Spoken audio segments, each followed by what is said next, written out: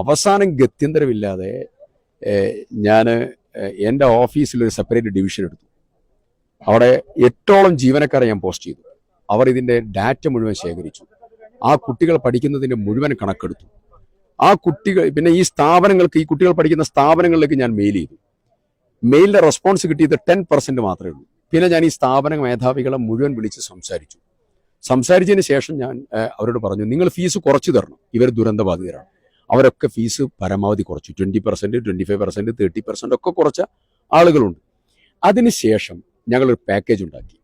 ഈ കുട്ടികളുടെ tuition fee, ഈ കുട്ടികളുടെ ബസ് ഫീ, ഈ കുട്ടികളുടെ ഹോസ്റ്റൽ, ഈ കുട്ടികളുടെ മെസ് ഫീ, ഈ കുട്ടികൾക്കുള്ള യൂണിഫോം അലവൻസ്, ഈ കുട്ടികൾക്കുള്ള ഡെസർട്ടേഷൻ അനുബന്ധ കാര്യങ്ങൾ, ആ കുട്ടികൾക്കുള്ള ഇന്റേൺഷിപ്പും അടക്കമുള്ളതായിരിക്കുന്ന മറ്റു ട്രെയിനിങ്ങുകൾ, അങ്ങനെ പിന്നെ ഈ കുട്ടികൾക്കുള്ളൊരു പോക്കറ്റ് മണി, ഇതെല്ലാം ചേർത്ത് ഒരു പ്രോജക്റ്റ് ഉണ്ടാക്കി ഇന്ത്യ രാജ്യത്ത് ആദ്യമായി ഒരു ഡിസാസ്റ്ററിൽ ഉന്നത വിദ്യാഭ്യാസ മേഖലയിലുള്ള കുട്ടികൾക്കുള്ള ഒരു സമഗ്ര പ്രോജക്റ്റ് ഞങ്ങൾ ഡിസൈൻ ചെയ്തു.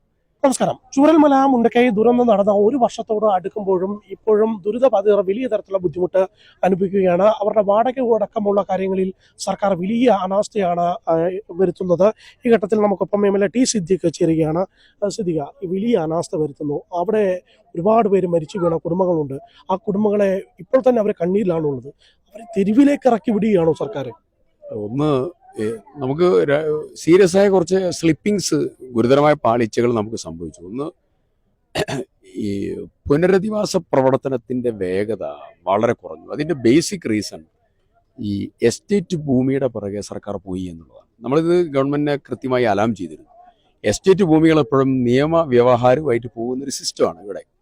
അപ്പോൾ ഇപ്പം മുസ്ലിം ലീഗ് ഭൂമിയെടുത്തു, പിന്നെ മാനന്തവാടി രൂപത ഭൂമിയെടുത്തു, KCBC ഭൂമിയെടുത്തു, വിവിധ പിന്നെ എറണാകുളം മുസ്ലിം ജമാഅത്ത് ഭൂമിയെടുത്തു, വിവിധ സന്നദ്ധ സംഘടനകൾ ഭൂമിയെടുത്തു.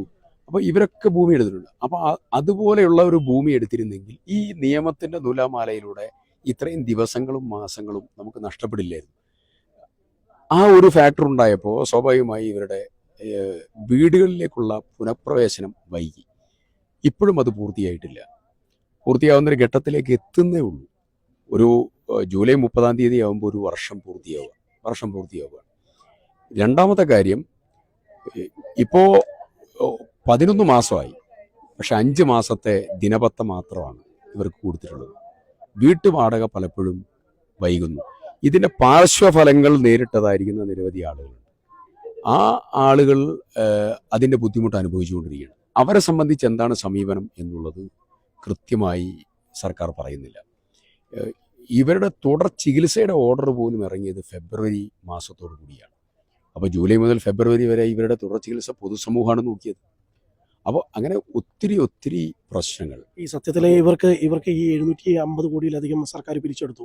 ഈ തുക അതിൻ്റെ അകത്ത് 50 ലക്ഷം വീതം വെച്ച് അവർക്ക് കൊടുക്കുകയോ അവർക്ക് ഇഷ്ടമുള്ള സ്ഥലത്ത് ഭൂമി ഏറ്റെടുക്കാനുള്ള സംവിധാനം ഒരുക്കി കൊടുക്കുകയൊക്കെ ചെയ്തു കഴിഞ്ഞാൽ കുറച്ചുകൂടെ കാര്യങ്ങൾ ഫാസ്റ്റായിട്ട് നടക്കുമായിരുന്നു. ഈ ടൗൺഷിപ്പ് എന്ന് പറയുന്ന പദ്ധതി അവരുടെ സർക്കാരിൻ്റെ ഒരു എന്താ പറയുക അഹങ്കാരത്തിൻ്റെ സർക്കാരിൻ്റെ അഹങ്കാരം എന്ന് ഞാൻ പറയുന്നില്ല. പക്ഷെ ഒരു ദുരന്തം നടന്ന സ്ഥലത്ത് അവരുടെ പുനരധിവാസ പ്രവർത്തനം നടത്തുന്നതിന് വേണ്ടി സർക്കാർ പദ്ധതികളും പരിപാടികളും വിഭാവനം ചെയ്യണം.